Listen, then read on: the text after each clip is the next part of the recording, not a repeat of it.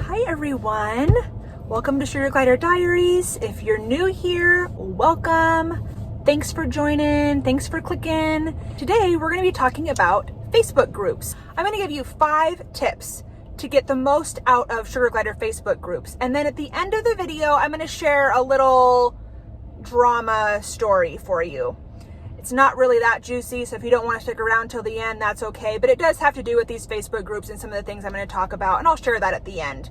But for those of you who are just here for the tips, I'm going to get right into those. So the first tip is read, read, read. Now, I have 3 parts to this. That's why I said read, read, read. Read the question. So if somebody writes a question, make sure you read it and maybe even reread it, because I find oftentimes that somebody will comment in response to a question and they've missed a big part of the question or a big piece of the question because maybe they just skimmed over and they assumed that they knew what the person was saying with the question. Make sure you really read the question before you answer the question. That's number 1. Number 2, read other people's posts. So I spend time just scrolling through and reading other people's posts because sometimes somebody's asked a question and I find that question really helpful, and then I read the comments and then I learn that way. You don't always have to post your own question to learn something from these Facebook groups. And read the comments. So especially if you're going to comment yourself, I would take the time to read at least the bulk of the comments, because what I often find as well is that somebody will ask a question, they'll get a response, and then 20 other people give the exact same response. And it's like, that's redundant. Just maybe read some of the responses, make sure that what you are going to say hasn't already been said a million times over, especially if it's kind of negative. And we'll get there a little bit later in one of my tips.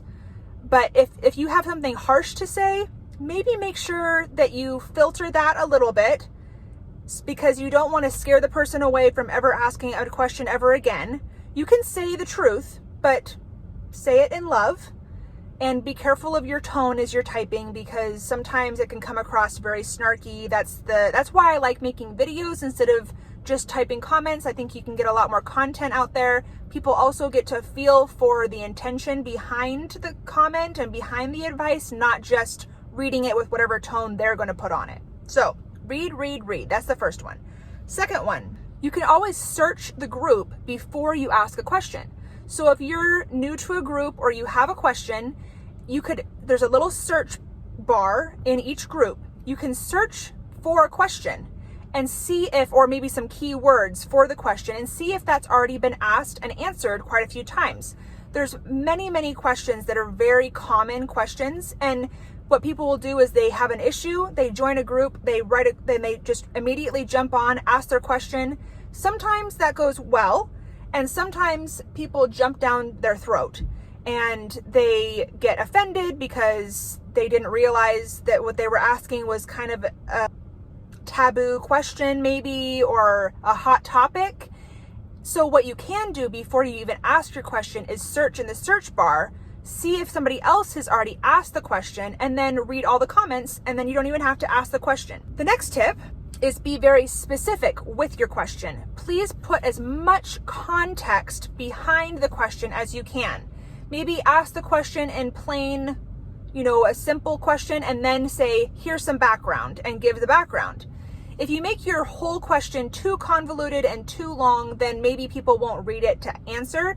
But what I find happens a lot is that people make assumptions based off of the minimal amount of information that's put in the description. So say somebody has a question about a newborn glider that is rejected, and they're asking, how do I help this glider that's rejected? Maybe the person asking is a breeder, and this is just a situation they've never come across before.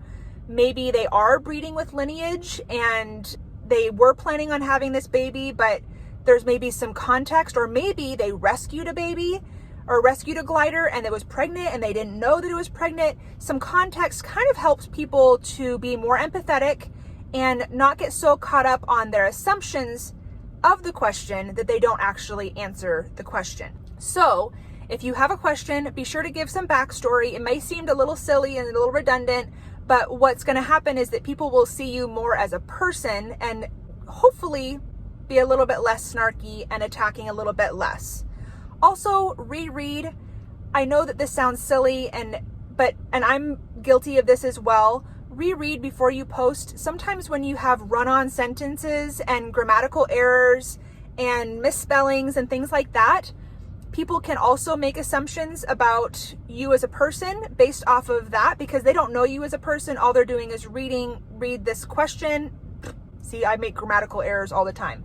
All they're doing is reading your question, and we are humans. We all make assumptions based off of the information that we have. It's not right to do, but that's what we do. So if you can make it a little bit more readable, not using improper grammar, using punctuation, things like that, people will probably be less likely to jump to conclusions. Unfortunately, that is what does tend to happen oftentimes. So reread it before you post it. I know lots of times, especially when it's an emotional thing and maybe you feel like it's a crisis, you're just trying to get it out as fast as you can and send, so you don't provide a lot of context, and maybe your grammar and spelling and punctuation isn't there, and that can feed into some of the negativity that happens in some of these comments, unfortunately. Number 4, take the answers that you are given with a grain of salt.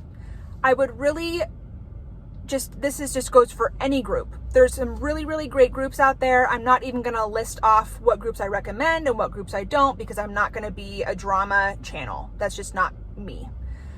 There are groups that I have spoken about in other videos. There seems like there's just a lot of drama going on, and even some of the really great groups. So I'm not even gonna go there. But keep in mind that the only prerequisite for somebody to comment and answer a question is that they're part of the group. You're not always going to get the most experienced, the most educated answers, because it's just people. There's just, say there's 3,000 people in a group. It's just people that are seeing it and saying, hey, this is my answer to that. So really take it with a grain of salt and read all of the comments and see if there's a general consensus. Don't just pinpoint one comment and say, okay, that's the person I'm going to listen to, because they may or may not actually have the right answer. And number 5, brace yourself for negativity. It's going to happen. It may not happen directly at you. It may happen directly at you. And just know that the reason why you're joining this group isn't because it's a social club that you're trying to get everybody to love you and accept you in, although there can be some really fun social elements to these groups. If you're a part of it and you contribute a lot, you get to know the members. Sometimes people will even meet up in real life, and it can be fun, but it can also just be a hotbed for drama.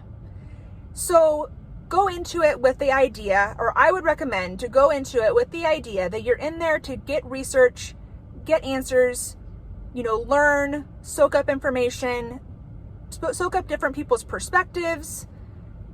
But when you have thousands of people in a group, especially, you're going to have some negative Nancys and some Karens, and it's just going to happen. And even people that are well-meaning sometimes can come across in a bad way. So try not to be defensive. Also use that search bar, because if you know that it's a hot topic and it's going to be a really touchy subject, you can search it and you don't even have to feel personally attacked, because somebody else probably already got attacked over it, unfortunately. I would join a few different groups. Don't put all of your eggs in one basket. But if what you end up asking tends to be interpreted wrong, then you've done that in 5 different groups. So posting it in one group and then seeing what the response is might help you to filter your question and ask it in a different way in a different group. That's just a thought there. But at the end of the day, you're going to get some negative responses. You're going to get people making assumptions about you. You're going to get people that think they know everything, and they're not going to say it in a nice way. That's just going to happen in every group. I know that a lot of groups really pride themselves on not being drama groups. People are dramatic, and it's just part of our nature. There's also a lot of misinformation out there about sugar gliders. And I think that people are really trying to fight against that current.